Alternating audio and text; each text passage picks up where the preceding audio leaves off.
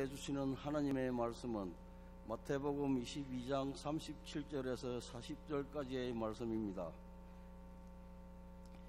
예수께서 이르시되 내 마음을 다하고 목숨을 다하고 뜻을 다하여 주 너의 하나님을 사랑하라 하셨으니 이것이 크고 첫째 되는 계명이요 둘째도 그와 같으니 내 이웃을 내 자신같이 사랑하라 하셨으니 이 두 계명이 온 율법과 선지자의 강령이니라. 이 말씀은 살아계신 하나님의 말씀입니다. 여러분 반갑습니다. 제가 여기서 33년 살다가 미국에 33년 살다가 선교지에 갔는데 이제는 선교지가 편안해졌어요. 거기가 이제 집이고 여기 나오면 객지입니다. 유일하게 우리 갈보리 교회는 여기 오면 항상 집같이 느끼는, 왜 저를 사랑해 주시는 분들, 아름다운 분들이 많기 때문에 너무나 귀한 교회고 너무나 귀한 여러분들입니다. 하나님께 감사를 드립니다. 얼마 전에 좀 슬픈 소식이 있었죠. 한국의 등반대들이 히말라야 갔다가 조난을 당해서 5명이 죽었습니다. 쉘파하고 하면 9명인가 그런데 5명이 우리 등반대들이 5명이 죽었는데, 제가 무심코 뉴스를 보다가 그 등반대들이 이제 시인들이 비행기에 실려서 인천공항에 도착하는 모습을 봤는데 아나운서가 이렇게 말하는 것이 아주 기억에 남습니다. 5구의 시신이 무사히 인천공항에 도착했습니다. 근데 속으로 살아 돌아와야 무사히 돌아왔다 그러지. 죽은 시신이 왔는데 무슨 또 무사히, 아니 그 문법적으로 맞는 말이죠. 문법적으로 맞지만은 하여튼 제 마음속에 그런 그 감동이 있었어요. 살아 돌아왔으면 얼마나 정말 무사히 돌아왔다고 할 텐데 죽은 시신이 무사히 돌아온들 무슨 소용이 있나 하는 그런 생각이 들었습니다. 우리 인생에는 이런 후회가 없습니까? 잘 살았는 것 같은데 나중에 보니까 아무것도 아니더라. 정말 사랑했던 것 같은데 나중에 보니까 정말 껍데기였더라. 하나님도 잘 섬긴 줄 알았는데 나중에 우리가 하나님의 심판대 앞에 갔을 때 이런 시신 같은, 지푸라기 같은 공력 가지고 가면 어떻게 되겠습니까? 우리가 과연 하나님 앞에 무사히 도착했다고 할 수 있겠습니까? 하는 그런 생각을 해보았습니다. 우리는 정말 많은 후회를 가지고 살아갑니다. 자식들에 대한 후회, 가족에 대한 후회, 아내와 남편 사이의 후회, 신앙생활에 대한 후회, 정말 많은 후회를 가져가 살아가는데 제일 더 우리에게 참 견디기 어려운 후회는 우리 신앙생활의 후회가 아닌가 싶습니다. 교회의 신앙생활이 얼마나 우리에게 중요한, 우리 삶 속에 중요한 위치를 차지하는데 그 교회에서 10년, 20년 교회 다녔다면서 당신 예수님을 왜 믿습니까? 물으면 확실하게 대답 못하는 사람 봤습니다. 10년, 20년, 30년 교회 다니고 권사, 집사 다 하신 분들이 수십 년 동안 어떤 한 사람, 자기 시어머니 용서하지 못하는 분 봤어요. 그 시어머니가 돌아가고 난 후도 용서를 못해요. 어떻게 이런 후회가 우리 신앙생활에 있으면 안 되겠습니다. 하나님 일보다 아직도 세상 일이 더 재미있고 아무리 해도 사랑하라고 한 그 이웃을 사랑하지 못하는 이런 신앙생활, 이런 신앙생활을 하고 있는 우리 교인들이 모인 교회가 어떻게 온전할 수 있겠습니까? 우리 교회는 이미 세속화되고 물질주의가 되고 이미 교회는 다원화주의가 되고 교회는 구원의 초점이 흐려진 지 오래된 교회가 되지 않았습니까? 교회에서 우리가 협력하고 동력자야 해야 되는데 교회에서 우리가 서로 경쟁자로 의식하고 있지 않습니까? 500년 전 종교개혁을 했던 마틴 루터가 지금 이 땅에 오더라도 건드리기 힘들 만큼 저는 절망적이라고 생각합니다. 우리 교회의 부패, 우리 교회의 흐려진 신앙, 서로 용서하지 못하고 주일 예배 시에는 경건하게 보이지만 밖에 나가면 세상 사람과 똑같이 행동할 수밖에 없는 우리 교인들, 문턱은 높고 상류사회 사람들이 많이 오는 것으로 자랑을 삼는 교회, 지금 예수님이 오시면 들어오지 못할 그런 기업화한 교회들, 사회 어둡고 불의한 곳으로 나아가서 빛과 소금의 역할을 해야 될 교회가 오히려 불의의 온상이 되어서 사회 지탄과 조롱을 받고 있는 교회, 자체 안에서 생긴 문제들을 해결하지 못해서 자체 정화 능력이 없어서 사회 재판장에 가서 심판을 받아야만 하는 비참한 현실의 우리 교회가 아닙니까? 또 우리 교인들은 어떻습니까? 희생을 가르치지 아니하고 회개를 가르치지 아니하고 헌신을 가르치지 않았기 때문에, 본질을 가르치지 아니했기 때문에 그저 유명한 목사님에게 기대어서 쉬운 신앙생활을 하려고 하는 교인들이 모여드는 교회들, 또 그런 교인들을 이용해서 자기의 욕심을 채우는 사역자들, 이런 따지려면 한이 없을 만큼 절망적입니다. 오죽했으면 어떤 개혁 지도자가 한국 교회는 망해야 한다, 한국 교회는 희망이 없다, 망해야 한다, 그것도 폭망해야 한다, 예수를 믿는 것이 아무 사회적이나 경제적인 도움이 되지 않아야지 그때 한국 교회가 살아날 수 있다고 개탄을 했을 만큼 그렇게 교회가 지금 절망적으로 부패해가고 있습니다. 스스로 우리가 주님의 종이라고 하면서 어떻게 우리의 상전 되신, 우리의 임금 되신, 우리의 왕 되신 예수 그리스도의 이름이 사회에서 조롱을 받고 능력을 당하고 있는데 어떻게 우리가 무관심할 수가 있습니까? 어떻게 우리가 분개하지 않을 수 있습니까? 어떻게 우리가 두고 보고만 있을 수가 있겠습니까? 더 심각한 문제는 제 생각으로는 이것이 짧은 시간에 이루어진 일이 아니라는 것입니다. 이것이야말로 적폐입니다. 오랜 시간 동안 many years 우리가 이런 잘못을 저지르고 있었다고 생각이 됩니다. 무엇이 우리의 문제입니까? 무엇이 문제의 핵심입니까? 우리가 당면한 이 문제들의 문제는 첫째, 우리가 그 문제의 해답을 뿌리에서부터 찾지 않고 임시방편, 미봉책으로 그때마다 어물어물 넘어간다는 데 있는 것입니다. 사람은 뿌리가 어디에 있는가가 중요한 것 같습니다. 오래전에 어떤 TV 프로그램에서 이산가족 찾는데 어떤 청년이 나와서 애타게 어릴 때 6살 때 자기를 서울역에 데려다 놓고는 다시 오겠다 하고는 그때부터 영원히 오지 않는 아버지를 찾는 방송을 했습니다. 애타게 아버지를 찾았습니다. 이 모양 저 모양 보여주면서 그 흔적을 보여주면서 찾았는데 끝까지 그 프로그램 끝날 때까지 전화가 오지 않았습니다. 마지막에 끝나고 나서 기자가 그 청년을 인터뷰를 하는데 푸른 하늘을 쳐다보면서 내가 어디서 나왔는지 뿌리를 알지 못하는 한 내 인생은 절대로 완성될 수가 없습니다 하고 한 그 청년의 절망에 찬 얼굴을 저는 아직도 기억을 합니다. 우리 인생은 뿌리가 중요합니다. 심리학과 정신과 의사들도 현재 정신적인 증상을 진단하기 위해서는 그 사람의 유아기까지 가서 그 사람도 기억 못하는 유아기 때 그 사람에게 어떤 일이 생겼는가를 조사하는 것이 현재 증상을 치료하는 데 도움이 된다고 합니다. 그런데 우리의 문제는 그보다 더 심각한 영적인 문제인데도 불구하고 우리가 그 문제의 근본적인 핵심을 찾지 못하고 그때마다 덮어가고 그때마다 미봉책으로 넘어간다는데 문제가 있는 것입니다.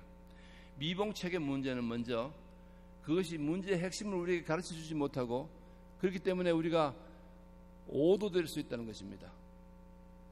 예를 들면 어떤 교회에서 부흥이 잘 안 돼서 고민을 합니다. 그런데 우연하게 찬양의 패턴을 바꾸었습니다. 그랬더니 교인들이 오기 시작해요. 그럼 그 교회에서는 뭐라고 생각합니까? 부흥하려면 찬양을 해야 된다. 찬양을 이렇게 해야 된다. 그게 그 교회의 성장 지침이 되어버립니다. 다른 건 신경 안 씁니다. 왜 근본적으로 그 교회가 부흥을 못했는지, 또 어떤 사업가가 예를 들면 사업이 안 돼서 한번 궁여지책으로 내가 11조를 안 해서 사업이 안 되는가 보다 하면 11조를 해보자 하고 11조를 했습니다. 그런데 우연하게도 사업이 잘 됩니다. 그때부터 11조가 이 사람한테는 신앙이 되어버린 것입니다. 11조로 다른 사람을 정죄하고 11조로 자기의 성공을 측정하고 11조로 온갖 것을 다 내세우고 11조로 자기가 사업이 안 되었던 근본 원인을 덮어버리는 결과를 가져오는 것입니다. 교회도 그렇습니다. 우리가 한 해도 수십 개, 수백 개의 교회들이 아마 분쟁을 겪고 분란 일으키고 갈라지는 결과를 가져올 것입니다. 우리가 예를 들면 100개의 교회가 갈라졌다. 그 100개의 교회들에 찾아가서 교회가 갈라진 이유를 한번 물어보세요. 그러면 100개의 교회에서 100개의 갈라진 이유가 나올 것이라고 생각합니까? 아닙니다. 캐테고리컬 이렇게 종류를 분류를 하면 아마 불과 한 서너 가지 종류의 문제로 수백 개의 교회가 갈라졌을 것입니다. 정말 안타깝지 않습니까? 똑같은 잘못으로, 똑같은 죄로 수백 개의 교회가 오늘도 내일도 갈라지고 하나님 앞에 부끄러운 일을 당하고 있는 것입니다. 이제는 미봉책을 거부하고 문제의 핵심을 찾아가야 됩니다. 예수님도 미봉이라는 말이 재밌습니다. 모든 미에다가 꿰맬 봉입니다. 봉제할 때 봉자입니다. 그래서 예수님께서 뭐라고 하셨습니까? 새술은 새 부대에 담으라고 하셨죠. 꿰매서 쓰지 말고 우리가 이 문제의 핵심을 찾아가야 됩니다. 참으로 오랫동안 우리는 핵심을 벗어나서 엉뚱한 허공만 치고 있지 않나 생각됩니다. 문제의 핵심이 뭡니까? 문제의 핵심은 저는 우리가 하나님을 사랑하지 못하는 데 있다고 생각됩니다.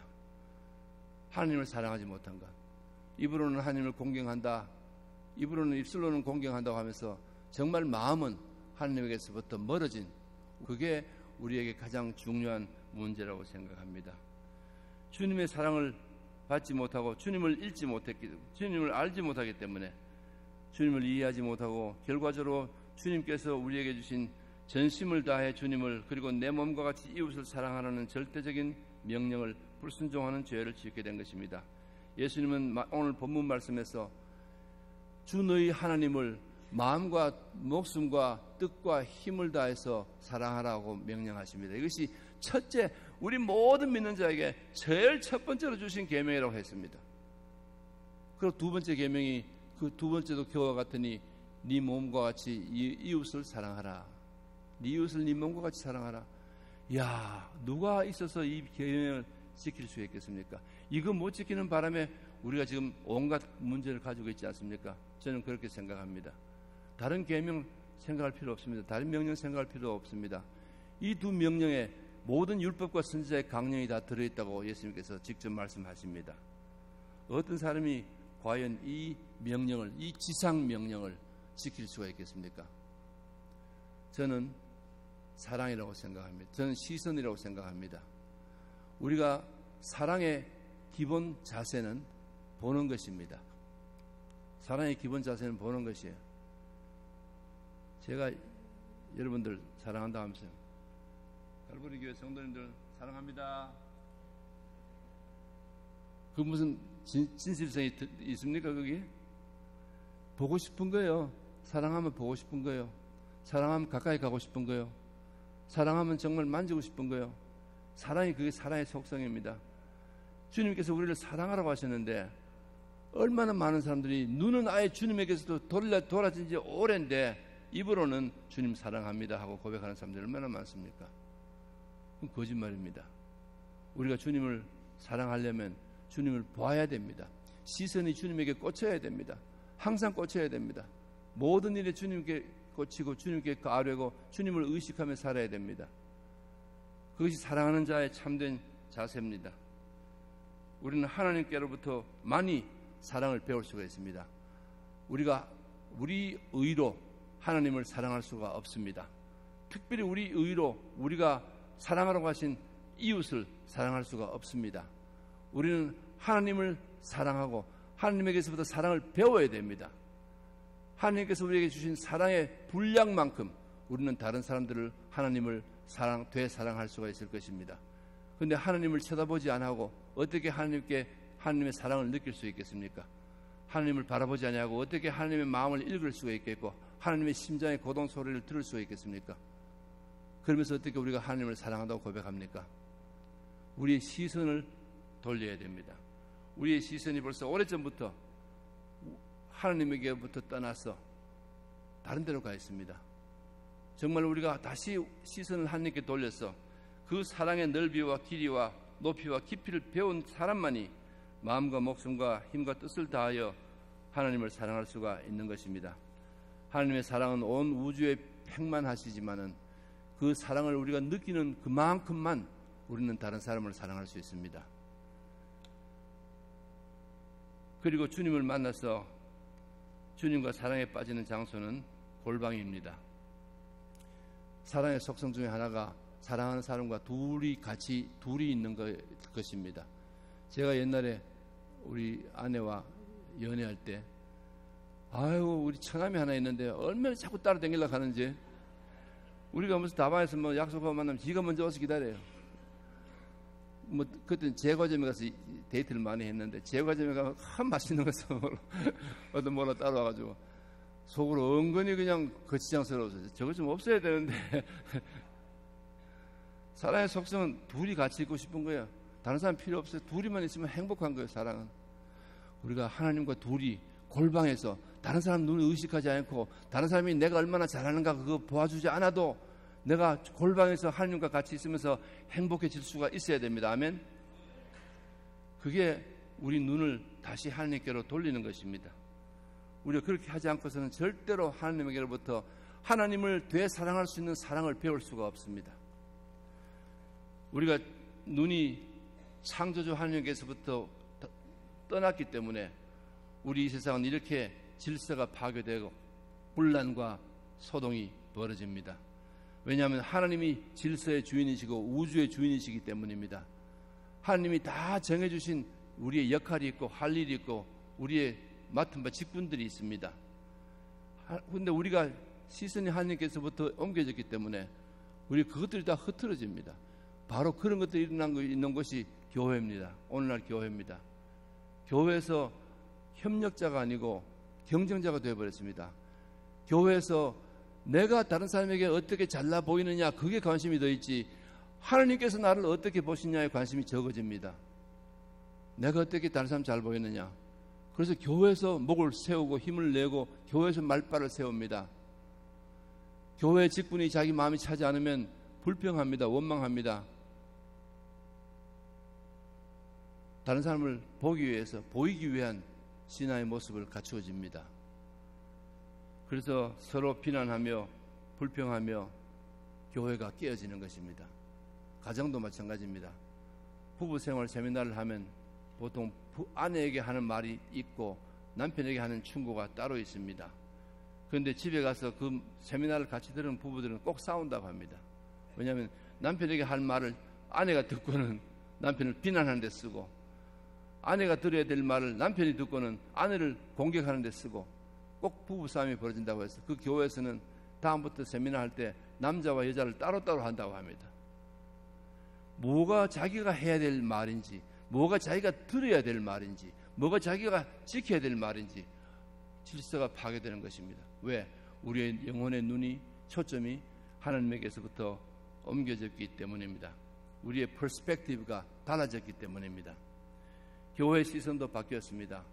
우리가 교회의 시선은 당연히 불신 사회에 어둡고 부패해가는 그 사회로 시선이 돌려져야 됩니다. 그래서 우리가 거기에서 할 일을 찾아야 됩니다. 우리가 낮은 데로 내려가서 낮고 불쌍한 참 억울한 일을 당하고 사회에 억압받는 사람들 향해서 우리 교회가 온정을 베풀고 우리 교회가 복음을 전하고 우리 교회가 구제할 수 있는 그런 역할이 있어야 되는데 그 역할이 바뀐 지도 오랜 것 같습니다. 교회가 상류층들이 모이는 교회가 되어버리고, 교회에 뭐 판사가 몇 명 있는가가 교회 자랑이 되어버리고, 교회가 오늘날 예수님이 다시 오시면 들어가지 못할 뻗쩍뻗쩍한 교회가 얼마나 많은지 알 수가 없습니다. 어찌 비극이 아닙니까? 우리 주님이 얼마나 슬퍼하시겠습니까? 결국 하나님께서부터 멀어진 시선은 우리한테 내 자신에게 꽂힙니다. 내 자신에게 꽂힙니다. 내가 우주의 주인이 됩니다. 내가 무엇을 하든지 내 행동은, 내 말은 정당화를 시킵니다. 왜? 내가 주인이기 때문에. 교회에 와서도 하나님이 보시기에 엄연한 죄악인데, 하나님 보시기에 엄연한 죄악인데 그 죄악을 자기가 할 때는 그것이 죄가 안 됩니다. 정당화를 해버립니다. justify 해버립니다. 그리고 자기를 올려 세우기 위해서 혈안이 되고 어떻게 하든지 다른 사람에게 자기가 칭찬받기를 원합니다. 높아지기를 원합니다. 교만이 들어옵니다. 하나님이 제일 싫어하시는 죄악, 교만입니다. 그 교만이 들어와서 교회마다 인간의 냄새가 풍풍 풍기고 교회마다 썩어가는 냄새가 납니다. 교회마다 물질주의, 세속주의가 들어와서 판을 치고 교회에서도 지위 고하가 따져지고 얼마나 주님이 슬퍼하시는 교회가 되는지 알 수가 없습니다. 예수님은 누가복음 17장 7절 10절에서 이렇게 권고하십니다. 너희 중에 누이에게 밭을 갈거나 양을 치거나 하는 종이 있어 밭에서 돌아오면 저더러 곧 와 앉아서 먹으라 할 자가 있느냐? 도리어 저더러 내 먹을 것을 예비하고 띠를 띠고 나의 먹고 마시는 동안에 수종 들고 너는 그 후에 먹고 마시라 하지 않겠느냐? 이와 같이 너희도 명령받은 것을 다 행한 후에 이르기를 우리는 무익한 종이라 우리의 하여야 할 일을 한 것뿐이라 할지니라. 이게 참된 종의, 겸손한 종의 자세입니다. 죽도록 고생하고 남보다 갑절로 고생하고 눈물 흘리면서까지 주님, 이거 내가 하여야 할 일 내가 한 것뿐입니다. 주님, 제가 주님에게 칭찬받을 거 하나도 없습니다. 이런 자세가 겸손한 종의 자세입니다.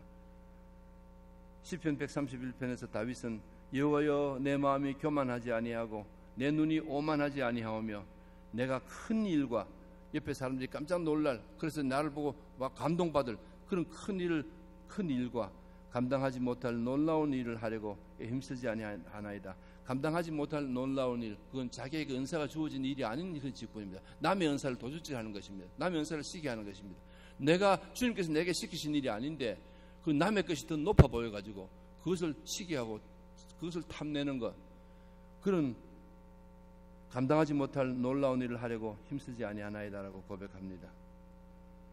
사도 바울은 내게 주신 은혜로 말미암아 너희 중 각 사람에게 말하노니 마땅히 생각할 그 이상의 생각을 품지 말고 허영심을 품지 말고 오직 하나님께서 각 사람에게 나눠주신 믿음의 분량대로 지혜롭게 생각하라고 권고합니다. 교만은 하나님이 가장 싫어하시는 악이고 그 교만 때문에 얼마나 많은 하나님의 사랑의 공동체가 깨지고 사라지고 패배하고 교회마다 폐해집니다. 사회에서 불의한 것을 지적해야 될 교회가 그 불의한 것을 교회 안에서 저지르고 사회 재판정의 심판을 받습니다. 이런 시대가 되었습니다. 그러면서 무슨 교회가 무슨 영향력 가지고 무슨 발언권을 가지고 사회를 향해서 사회의 불의한 것을 깨우칠 수가 있겠습니까? 빛의 역할을 어떻게 할 수가 있겠습니까? 교회라는 하나님의 군대가 패배하고 있는데 나 혼자 잘나서 뭐 어떡하란 말입니까? 군대가 지금 패배하고 있는데 사회가 이기고 있는데 악의 세력이 이기고 있는데 나 혼자 어떻게 승리할 수가 있겠습니까? 우리는 다시 우리 영혼의 포커스를 하나님께로 모아야 되겠습니다. 그러려면 여러분 많은 힘이 필요합니다. 첫째로 여러분 우리 자신들이 내게 초점이 모였던 내 오만한 자아가 산산이 부서지는 회개가 필요합니다.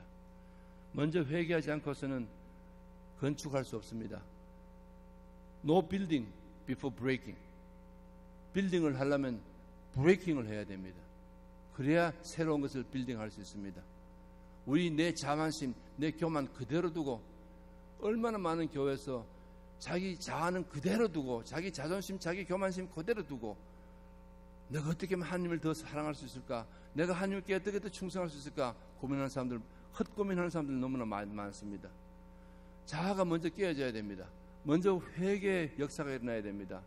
내 자신에게 속한 것은 하나도 한 가지도 쓸 것이 없는 전부 다 쓰레기 같은 것이라는 바울의 고백같이 그런 고백이 우리에게서 나와야 됩니다. 그리고 나서야 비로소 우리는 하나님의 사랑 위에서 커갈 수 있습니다. 빌딩할 수 있습니다. 우리는 그동안 너무나 남에게 내가 어떻게 비치는가에 신경을 써왔지 하나님께서 나를 어떻게 보시는가 우리가 신경을 덜 썼습니다. 그리고 우리가 회개하고 말씀을 통해서 하나님을 알아갈 장소는 골방입니다. 우리는 골방으로 돌아가는 용기가 있어야 되겠습니다. 우리는 그동안 너무 자아가 커져버리고 너무 교만해지고 너무 시끄러워졌습니다. 남에게 잘 보이려고 하니까 그저 자기가 정말 남에게 잘 보이려는 그런 헌신과 그런 희생과 그런 사랑의 모습은 참모습은 보일 수가 없으니까 그저 신령한 거 모조해서 보여주려고 혈안이 되어 있습니다. 그래서 교회가 시끄러워졌습니다. 서로 야, 나 이거 할 수 있다. 난 저거 할 수 있다. 남에게 보여주기 위한 표적 신앙이 되어버렸습니다. 그래서 그걸 서로 자랑하는 신앙이 되어버렸습니다. 왜? 그것부터 우리가 고쳐야 됩니다. 그거 고치려면 골방으로 들어가서 아무도 없는 데서 주님과 마주 앉아야 됩니다. 주님 앞에서는 우리가 속일 수가 없습니다. 주님은 안광은 우리를 꿰뚫어서 우리의 심중을 꿰뚫어서 우리가 아닌 모든 것이 다 드러나게 합니다. 그리고 우리는 회개하고 주님을 알아가고 주님을 보면서 주님에게서부터 사랑을 배울 수가 있어야 되겠습니다. 우리가 영혼이 주님에게 모여 있을 때 우리에겐 우리의 할 일이 분명해집니다. 주님의 시선을 따라가면 우리가 아프리카도 가고 중앙아시아도 가고 우리가 빈민가에도 가고 우리가 이웃집에도 가고 주님께서 가라고 하시는 것, 주님께서 하라고 하신 일에 우리가 충성할 수가 있습니다. 우리가 주님의 시선을 따라가면 됩니다. 주님의 마음을 우리가 알아가고 우리가 주님의 심장의 고동을 들을 수 있으면 우리가 주님께서 하신 일들을 따라갈 수 있습니다. 제가 13년간 선교지에 있었다 그러니까 저를 처음 만난 인사받은 사람들의 공통적인 질문이 하나, 호기심이 하나 있었어요. 어떤 사람은 질문을 하고 어떤 사람은 속에만 품고 있었는데 그 호기심이 뭔가 하면 과연 저 사람이 여기 13년 있었다는데 그동안 후회 안 했을까? 그동안 한 번 다시 돌아갈 생각 안 했을까? 하는 그런 호기심이 다 있는 것 같아요. 어떤 사람은 용감하게 묻습니다. 후회 안 했습니까? 제가 대답합니다. 제 기억이 저를 서브하는 한 제가 한 번도 후회해 본 적이 없습니다. 왜냐하면 제가 다른 건 몰라도 제가 있는 이 자리가 하나님이 제가 있기를 원하는 자리라는 것을 제가 믿기 때문입니다. 라고 대답합니다. 저는 행복합니다. 하나님이 원하시는 곳에 제가 가 있습니다. 라고 저는 믿습니다. 하나님이 하라고 하신 일을 제가 하고 있습니다. 라고 제가 믿습니다.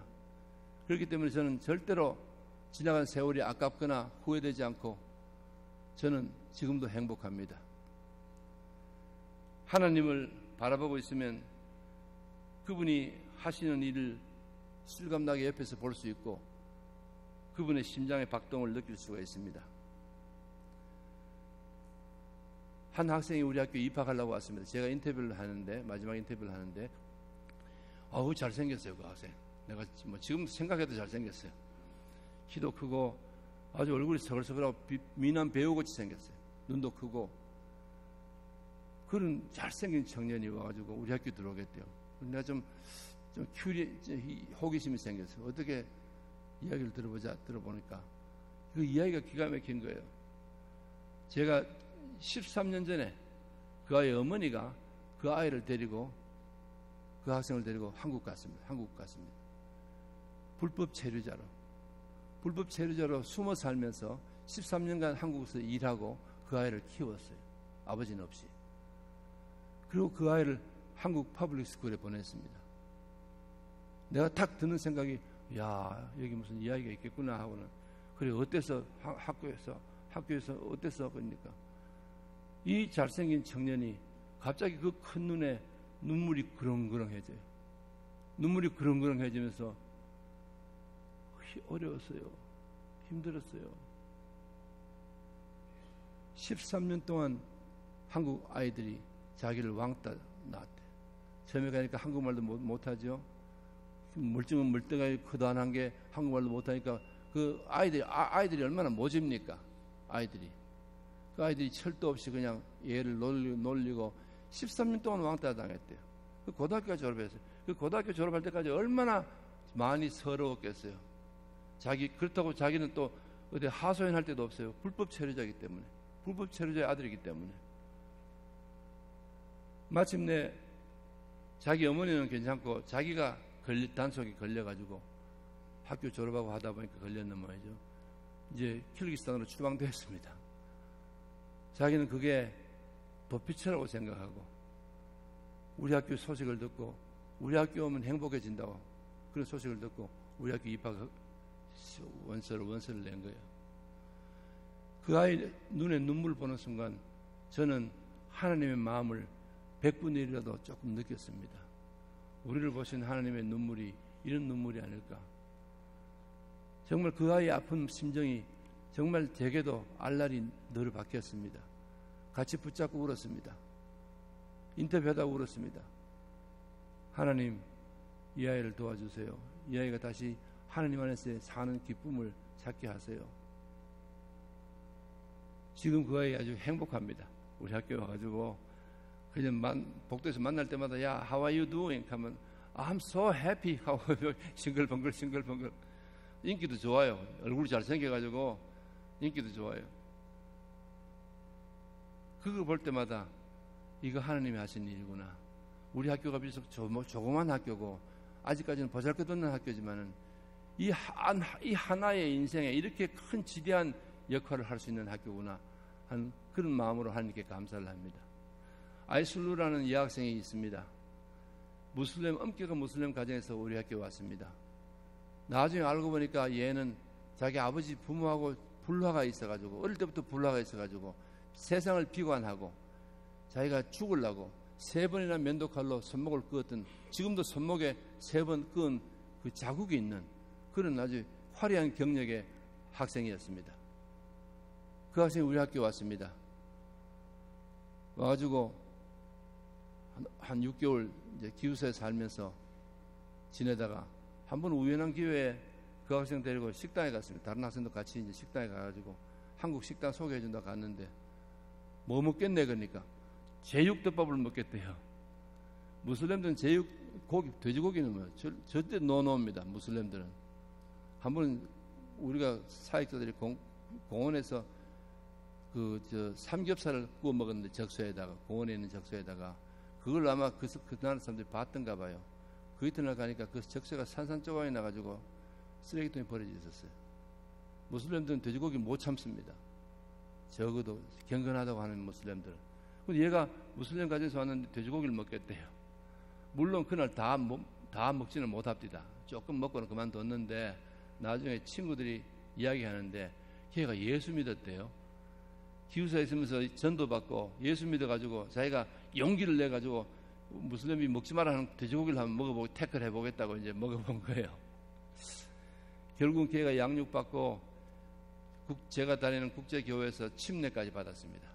침례까지 받고 참 우리가 다 행복했어요. 걔 볼 때마다 정말 감사하고 좋은 열매 주신 하나님께 감사하고 그랬는데 문제가 터졌어요. 걔가 자기를 지도하던 선생들과 자기를 또 같이 카운슬하는 친구들, 믿는 친구들과 이 카톡 교환하던 그것이 들켜버려요. 자기 이모한테 들켜버렸어요. 이모가 그 카톡 기록을 다 비밀경찰에 다 넘겨가지고 비밀경찰에 내가 불려갔는데 이만큼 파일이 있었어요. 그 카톡의 내용이 다 프린트아웃 돼가지고 책상 위에 있었습니다. 그럼 그걸 하나씩 펼치면서 나를 위협하는 거예요. 비밀경찰이. 거기 우리 개인 이름도 우리 학교 이름도 나옵니다. 우리 학교에서 가르치는 선생 이름도 나옵니다. 2번이나 불려갔습니다. 그리고 그 학생 부모가 우리 학교에 2번이나 와가지고 그냥 큰 호통을 고함을 지르면서 우리 학교를 고소한다고 방방 뛰었습니다. 우리 학교 고소한다고. 그게 뭐 하여튼 우리 그때 비밀경찰이 우리 학교 와서 조사한다고 했을 때 우리가 성경책 다 감추고 또 한바탕 법석을 떨었습니다. 그래서 결국은 이제 비밀경찰한테는 우리가 그런 일이 없다. 우리가 학교에서 절대로 공식적으로는 우리가 그런 일 안 한다고 이제 설득을 시키고 이 학생 부모에게는 이 학생이 맞았어요. 맞고 이제 다른 학교로 갔어요. 이 부모가 다른 학교를 데려갔습니다. 그런데 데려가기 전에 항복을 어떻게 받았는가 하면 나중에 이야기 들어보니까 혁대로 막 애를 때렸대요. 여자애를 때려가지고 헥터를 때리고 자기 방에 가둬가지고 사흘 동안 음식 한 번 안 줬대요. 사흘 동안 굶기고. 그래가 이 여자한테, 이 학생한테 나 다시 예수 안 믿겠습니다. 나 다시 교회 안 가겠습니다. 그렇게 약속을 받고 그렇게 풀어줬대요. 그리고는 학생을 갖다가 울며불며 몸부림치는 학생을 갖다가 우리가 참 낙심했습니다. 아, 그거 어떻게 얻은 열매인데 그렇게 허무하게 그냥 우리가 다 낙심하고 기도하고 했습니다. 슬펐습니다. 근데 그 후에 좀 지나서 내가 미국 오기 2주 전에 우리 교회에 갔더니만 우리 인터내셔널 교회 걔가 완전히 예배 드리고 있는 거예요. 너무 반가워서 예배 마치고 그냥 가서 꼭 끌어안아주고 어떻게 왔느냐 그러니까 자기는 예수를 떠나서는 살 수가 없대요. 자기가 기회 있는 대로 아버지가 안 볼 때는 항상 교회에 오겠대요. 주일날. 우리가 We haven't lost her. I thought I'd lost her. 우리가 그의 영혼 잃어버린 줄 알았어요. 안 믿겠다고 했기 때문에. 그런데 그게 아니에요. 걔는 계속 예수님에 대한 신앙 그대로 사랑을 가지고 있었던 거예요. 그런 걸 보면서 또한 하나님을 감사했습니다. 하나님, 우리가 하나님께서 이렇게 역사하시는 걸 우리가 바로 옆에서 볼 수 있게 하신 것 감사합니다. 지난 5월 달에 중국에서 5사람이 왔어요.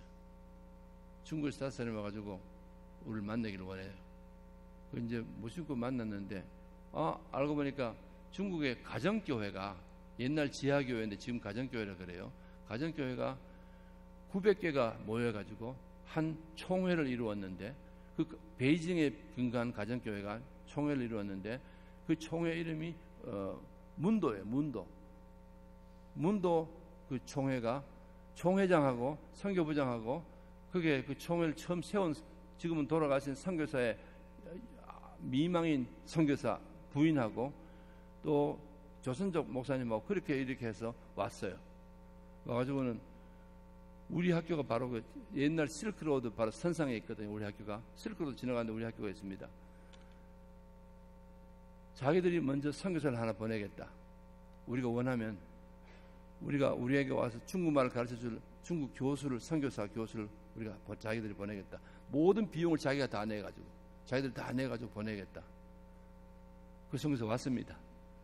그 선교사 10월 초에 왔습니다. 10월 초에 와가지고 지금 비스케크에 있어요. 우리 학교에 있어요.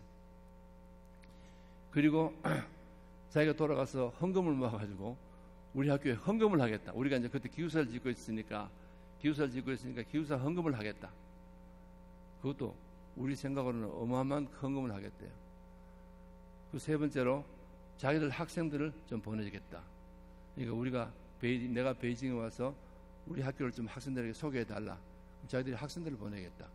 자기들 학생은 거기서 가정교회이기 때문에 정부에서는 학교에 보내면 맨날 유물론 가르치고 우리는 원숭이 자손이다 이렇게 가르치기 때문에 집에서 홈스쿨링 하고 있는 학생들이 많대요. 그런데 미국과 달라가지고 중국에서 지하교회에서 홈스쿨링 하면 정부에서 절대로 인정 못 받는데요. 그러니까 걔들이 고등학교 과정을 졸업해도 대학 갈 수가 없는 거예요. 그 중국에 있는 대학은 아무 데도 못 가는 거예요. 그러니까 우리 대학에 보내겠다. 그런 구상을 하고 왔던 거예요. 저는 중국 가정교회, 중국 지하교회 체험은 옛날에 그 비디오 보면서 중국 지하교회 교인들이 동굴 속에서 숨어서 예배드리고 울면서 찬양하고 하는 그거 본 기억밖에 없어요. 중국 지하교회 장본인들 난 눈에 처음 본 거예요. 생생하게. 보내고 나서 얼마나 감사한지 정말 하나님께서 이렇게 하시는구나.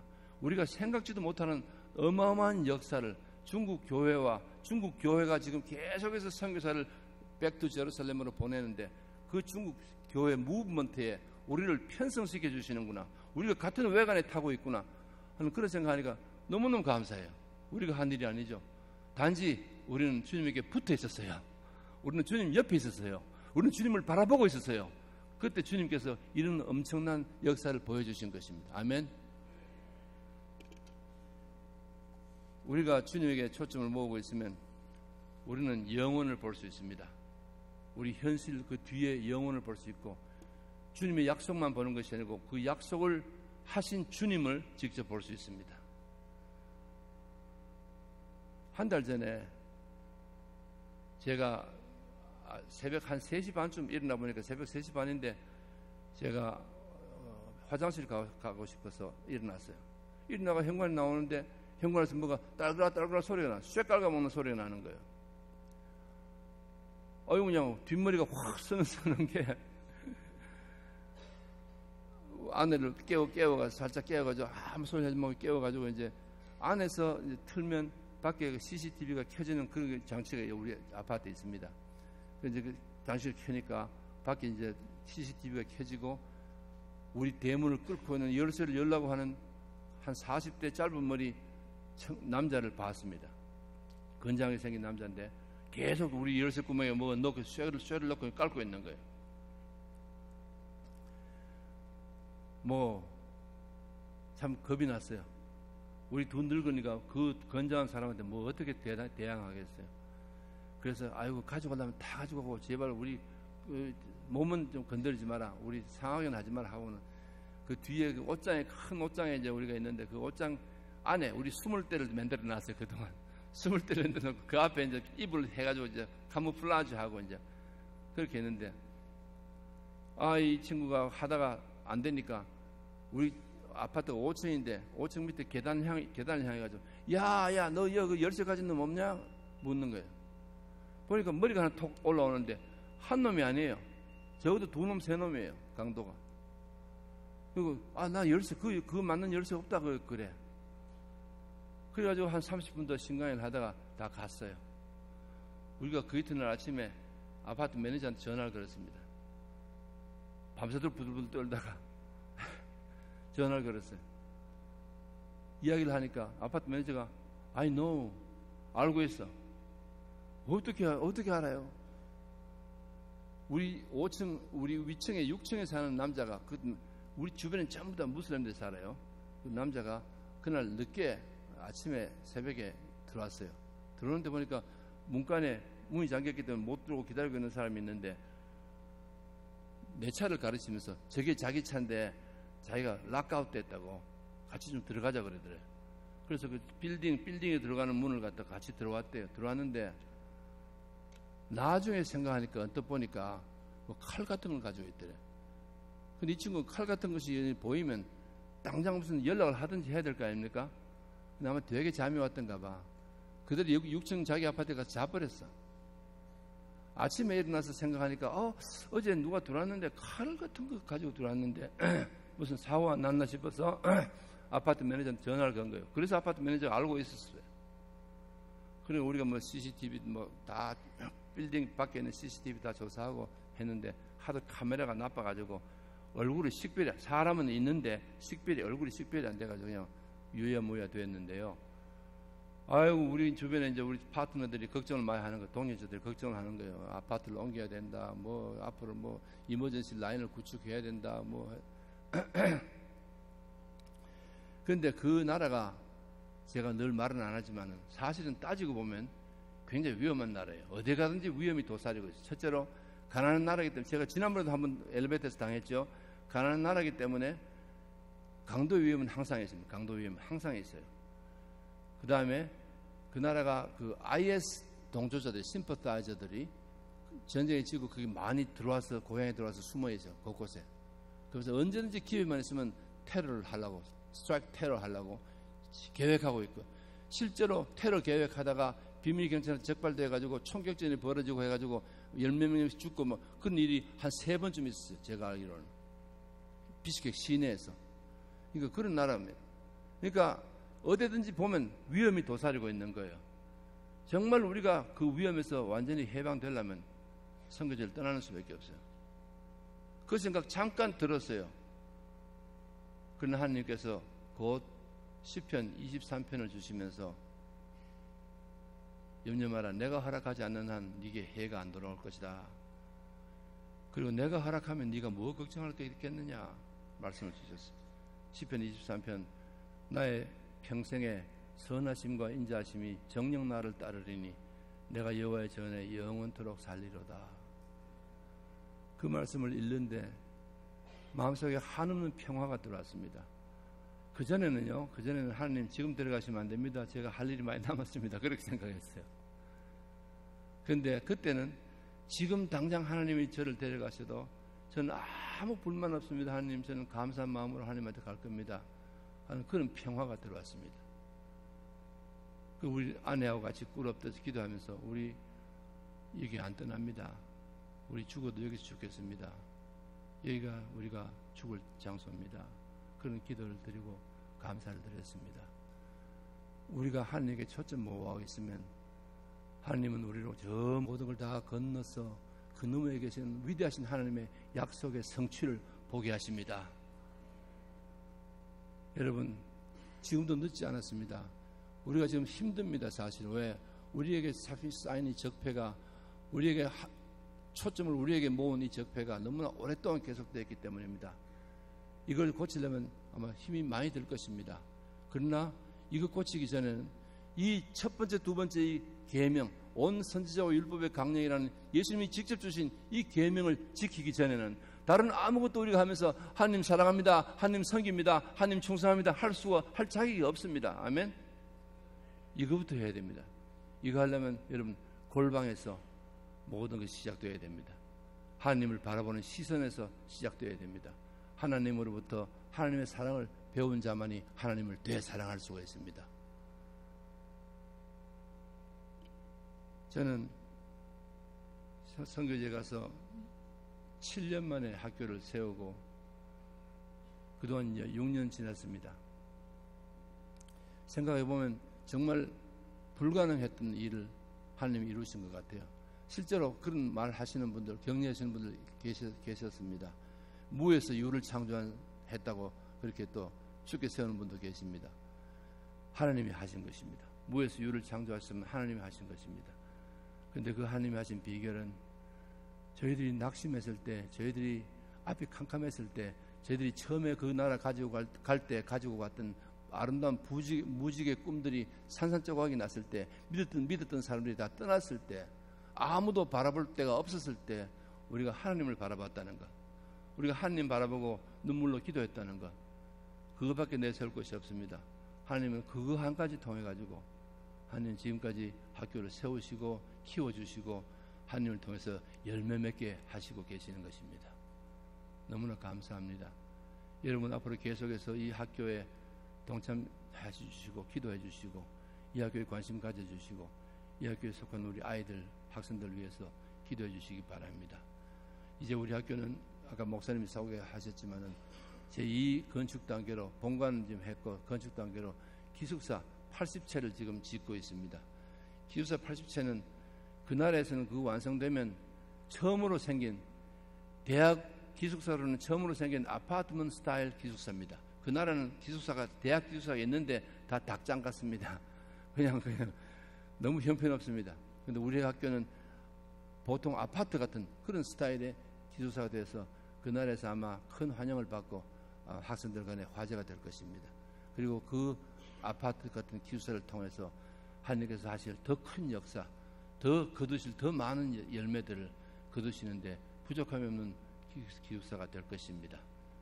여러분 기도해 주시고 여러분 협력해 주시면 감사하겠습니다. 우리가 가지고 있는 비전이 두 개입니다. 유학생 선교와 그 다음에 어린이 선교입니다. 유학생 선교는 우리 중앙아시아 유학생들, 특별히 우리 우즈베키스탄, 투르크메니스탄, 카자흐스탄 이런 학생들을 불러가지고 우리가 5년씩 양육하는 것입니다. 그래서 걔들 예수님 믿게 해서 고향으로 돌려보내면 걔들이 선교사가 돼서 자기 가족을 변화시키고 커뮤니티를 변화시키는 훌륭한 선교사가 될 것입니다. 우리가 그런 선교를 꿈꾸고 있습니다. 또 우리는 어린이 선교를 꿈꾸고 있습니다. 가보니까 어린이들이 영혼이 너무 귀해요. 어린이들이 너무 복음을 잘 받아들여요. 그 어린이들 선교를 우리가 꿈꾸면서 어린이들을 정말 그리스도의 정의의 분자로, 그리스도의 정의의 군대로 만들자. 그래서 보딩스쿨을 우리가 하고 싶습니다. 보딩스쿨에서 그 기숙사가 완성되면 보딩스쿨을 할 수 있습니다. 보딩스쿨에서 우리가 비록 작은 숫자지만은 모여가지고 우리가 정말 철저하게 훈련받는 크리스천으로서 그 나라에 가보니까 처음에 교회 플랜팅을 많이 해가지고 교인들이 있는데 우리 학교에도 교인들이 오는데 한 가지 공통된 특징이 뭔가 하면 믿는다는 아이들이 이슬람 무슬림 가정에서 온 아이들보다 디시플린이 형편없다는 거예요. 디시플린이 없어요. 그냥 선교사님들이 가서 예수 믿게 하고 사랑만 베풀고 오냐 하고 스포일만 시켜가지고 그런 경향이 있어요. 그래가지고 신용도 없고 디시플린도 없고 열심도 별로 없고 오히려 철저한 계율 속에서 자라난 무슬림 아이들이 오히려 더 그런 그게 있어요. 그래서 우리가 이래서는 안 되겠다. 우리 앞으로 second generation, next generation 우리가 정말 우리가 얘들을 그리스도의 강병으로 훈련시켜야 되겠다. 그런 이유에서 우리 얘들을 수용할 수 있는 보딩 스쿨의 그 아파트가 기숙사가 꼭 필요합니다. 여러분 기억하시고 하나님 모든 것을 가진 하나님께 기도해 주시기 바랍니다. 아멘. 여러분 감사합니다.